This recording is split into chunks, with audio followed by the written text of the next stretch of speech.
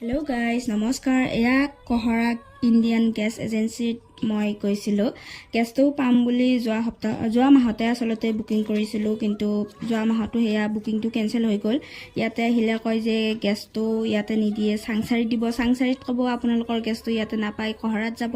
তেনেকুৱা কৰোঁতে 15 দিন গুচি গ'ল আৰু আমাৰ বুকিংটো কেঞ্চেল হৈ গ'ল। নেক্সট আকৌ বুকিং কৰিলোঁ আৰু এতিয়া এইবাৰ আহিছোঁ মই। যোৱাবাৰ আচলতে দেউতাই আহিছিল, এইবোৰ মানে অলপমান দিগদাৰ পায়, তো সেইকাৰণে এইবাৰ মই আহিছোঁ। তো এইবাৰো নাপালোঁ, সেইদিনাও দিনটো গ'ল, 3টামান বজাত ঘৰত গৈছোঁ। আৰু এয়া হৈছে পিছৰ দিনা।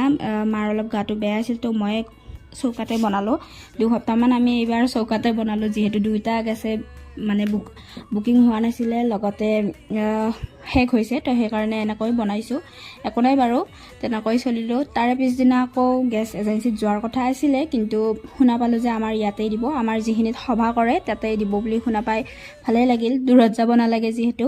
তাৰে মাজতে দেউতাই এয়া বনাইছিল, মা নাছিল সেইদিনা ঘৰত, তো দেউতাই ৰুটি বনালে। ময়ে বনোৱাৰ কথা আছিল, কিন্তু গেছ দিব বুলি গম পাই দেউতাই ক'লে তই জাগিৰ যা জল্দি, মই বনাই আছোঁ। তো সেয়া ৰুটি আৰু চাহ এনেকৈ খাই পিনে আহিলোঁ। আহি পিনে প্ৰায় 12টা 12:30মান বজাত তেওঁলোকৰ মানুহ আহিলে, ৰিচিপ্ট কাটিলোঁ। তাকো ৰিচিপ্টটো বহুত টাইম লাগিল, এলফাবেটছ মতে মাতে যিহেতু নামবিলাক, ABCD এনেকুৱা হিচাপ।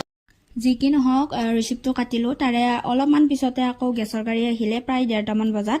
আহি পিনে লাইনত ধুনীয়াকৈ গ'লোঁ, গৈ পিনে গেছটো ল'লোঁ। ফাইনেলি ল'লোঁ গেছটো।